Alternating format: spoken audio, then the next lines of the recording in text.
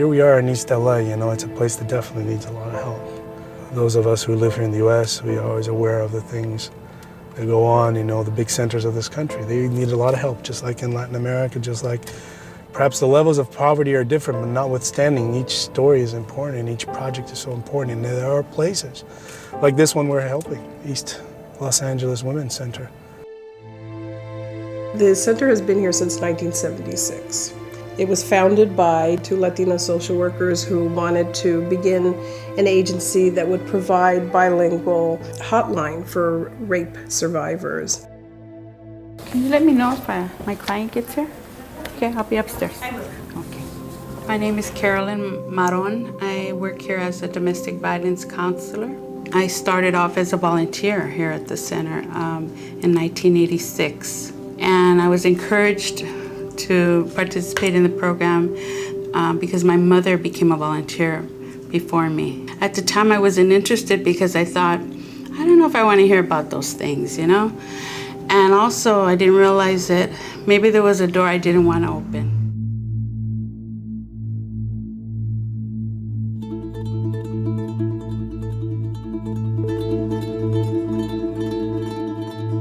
So the abuser's gonna say you guys are not good at anything, right? What else would he tell you guys? Eres una huevona. Huevona. Useless. The main mission of this organization is to provide support and hope to women and families and men who have been traumatized either by sexual assault, domestic violence, or HIV. I was raped in 1994, on or about 1993, 1994. I didn't become human again until about 2001. I lost a lot of things. I never got married. I never had kids. I'm 50 years old now, and that upsets me that it took those things away from me, and I can't go back and reclaim that.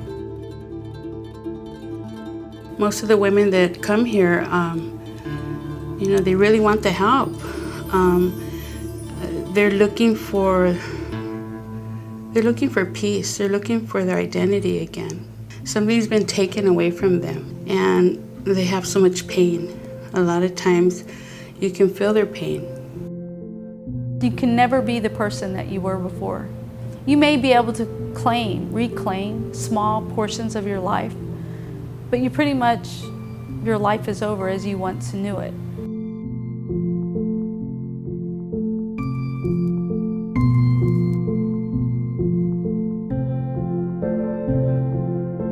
¿Qué tal? Buenos días, ¿cómo están?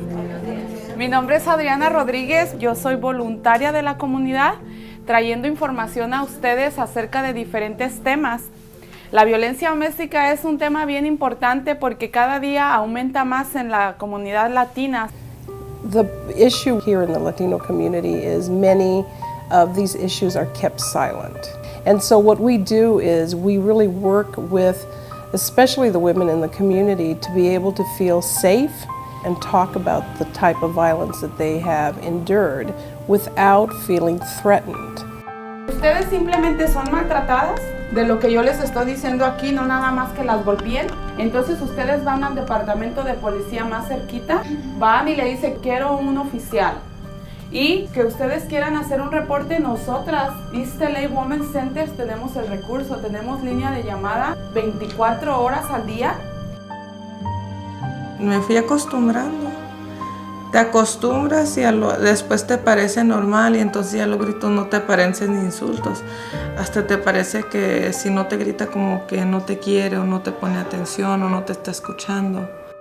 When I first met my husband, he was great, hard worker, dedicated, but the drinking is what got to him, and that made him very, very violent. One evening he was really, really drunk. He beat me up, and then he was going to kill me and my children. So I had to leave. I was raised in domestic violence, alcohol involved, my father. The first time I came to the center was probably around 1990, first time, because I was involved in domestic violence myself. My husband would beat me up. I was with him for 11 years. Then we separated after 11 years. got remarried and ended up again in a domestic violence situation. My mother still has that in her mentality that I should have stayed with my aggressor. I should have stayed with my husband because that's the father of your children, and you have to stick by your husband. And I don't feel that way. Many times in families, unfortunately, even though they themselves experienced it, their children will also experience it, and their children will experience it. So we want to break the cycle of abuse and violence.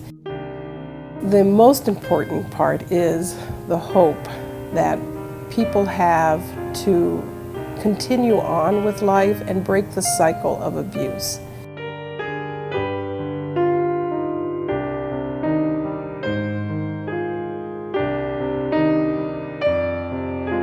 We are here for women who, from across the country, you can say, from across the world, if they're coming from Central America, from Mexico. Because when I see those papers where they sign their name and they put the country of origin, they're very proud of putting where they come from. Guatemala, Nicaragua. So we're all one, all women, it's just women.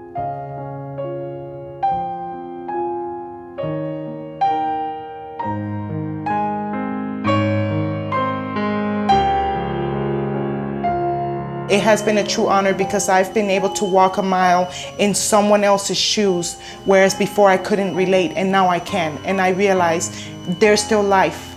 And I'm glad to go out in my Latino community to teach other women so that they don't have to end up where I'm at today.